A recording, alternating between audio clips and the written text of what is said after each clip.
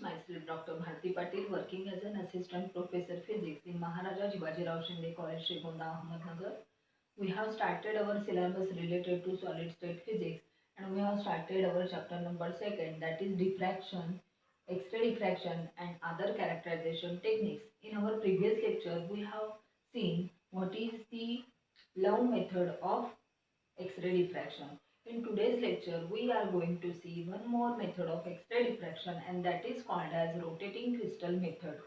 Rotating crystal method. As its name suggests, in this the crystal under study is rotating, and hence the angle of glancing angle is not constant. That much information we can obtain by the name of the method, that is rotating crystal method. So the camera which is used for rotating crystal method of X-ray diffraction is as shown in figure. This camera consists of the crystal under observation. It consists of a cylindrical spindle, and to this cylindrical spindle, this spindle can turn through 360 degree. It can turn through 360 degree, and to it a holder is there, and to that we are attaching our spacing one understudy, and which is in single crystal form. So, like Love method, this rotating crystal method is also designed to study only single crystals. One cannot study the polycrystalline materials with the help of rotating crystal method. So, the sample under study should have the dimension less than or about 1 millimeter. So, the sample specification is same as the Love method. So, to this camera, a concentric photographic film is attached in the interior of this camera. So, a photographic film is present in the interior of the camera, and it is to record the spots which are diffracted by the fulfilling Bragg's diffraction condition. So, initially we have to take a X-ray source. In case of Love method, we have used a polychromatic source of X-ray, but in case of rotating crystal method, we have to use a monochromatic beam of X-ray to diffract through the crystals. So, here the X-rays are having monochromatic nature.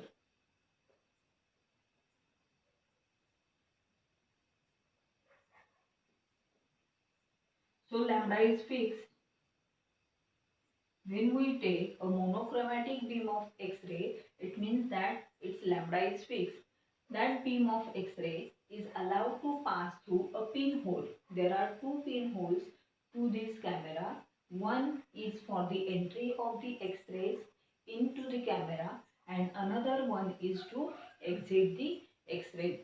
So, through first pinhole, the X-rays are allowed to pass, and they are allowed to incident on a sample which is mounted on a rotating spindle. And I told you that this spindle can rotate through 360 degree, and hence when X-rays interact with the atoms present on the crystal, then they get diffracted by the atoms which are present on the various atomic planes. And we know that there are the certain planes where the number of atoms present on that planes are more, and hence from that the Bragg's diffraction condition will get fulfilled. What is Bragg diffraction condition? It is 2d sine theta is equal to n lambda, and we know that d is nothing but the interplanar distance, that is distance between two parallel planes, interplanar distance. Then theta is glancing angle.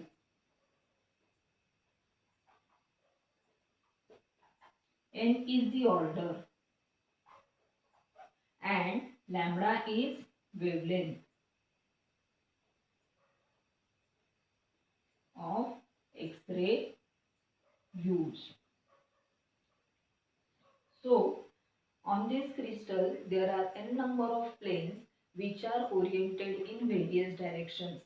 And in love method, here the wavelength of the X-ray used, they are varying. And here theta we have kept fixed. Now in this method, this lambda is fixed and we can rotate the theta to 360 degree. But it is observed that when we increase the angle of rotation above 180 degree, then there might be a possibility of the overlapping of the spots. In order to avoid such overlapping of the spots, it is beneficial to keep this under angle of rotation up to 180 degree. It means that we have to rotate this spindle. As we go on rotating the spindle, then what will happen? The specimen which is attached to it will get rotated, and hence each time we will have different value of theta, that is the glancing angle. It means that in love method the glancing angle was fixed, but in rotating crystal method we are changing the glancing method and lambda value is fixed. So for various theta values, we are going to get the different values of d, and hence there are the certain planes which are parallel to each other, and from that those planes there will be diffraction of X-rays, and if the Bragg's condition, that is the reflected X-ray will have maximum intensity if the path difference between them is integral multiple of lambda. If this condition is fulfilled, then there will be maximum of intensity. Maximum of intensity means what? The Bragg's condition get fulfilled, and on photographic film, here in the interior of the camera there is photographic film. It is also covering the whole circumference of the camera through 360 degree, but at least it should be such that it should cover at least up to 180 degree. Then so on photographic film we can get spots, and these spots can be, this photographic film can be developed afterwards, and we can get from that photograph, from the photograph one can get information about the crystal structure of the material.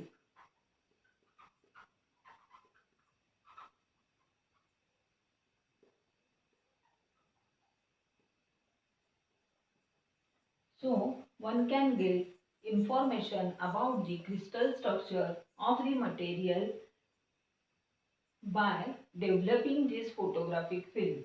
So up till now we have seen that the rotating crystal method is also one of the X-ray diffraction method which is used to study single crystals. With this method one cannot study powder crystals and or the polycrystalline materials. It consists of a camera as shown in figure. It consists of a cylinder to which a spindle is attached, and to that spindle a specimen under observation whose dimensions are or whose size is less than 1 millimeter is attached. Now X-ray source is taken, and initially, that X-ray source might consist of polycrystalline nature, but it is made monocrystalline by passing it through a filter. So filter, what will be the use of filter?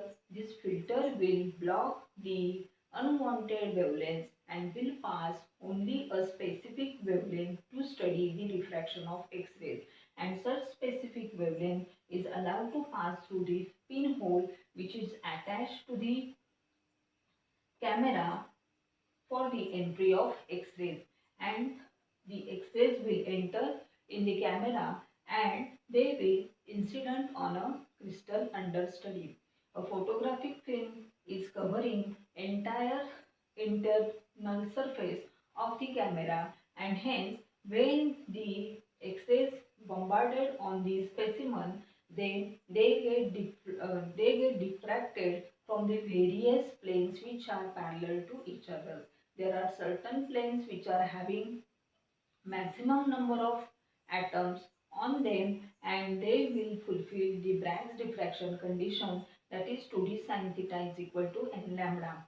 We know that in case of rotating crystal method, we are keeping the lambda fixed and we are changing the glancing angle theta. For each glancing angle, we are getting different values of d where Bragg's condition can get fulfilled. So, same is the condition related to n. Therefore, we are going to get the spots on a photographic film, and after developing the photographic film, one can get idea about the crystal structure of the material. So, with the help of rotating crystal method, one can study various single crystal materials or the complex materials too. In this, beams from the X-ray beam will come out through this horizontal end of the camera. So beams coming from the planes which are parallel to this axis of rotation, they will come along the horizontal axis, and the remaining one which are not in this which are not aligning parallel to this plane, they will lie above and below the horizontal axis in case of rotating crystal method. Thank you.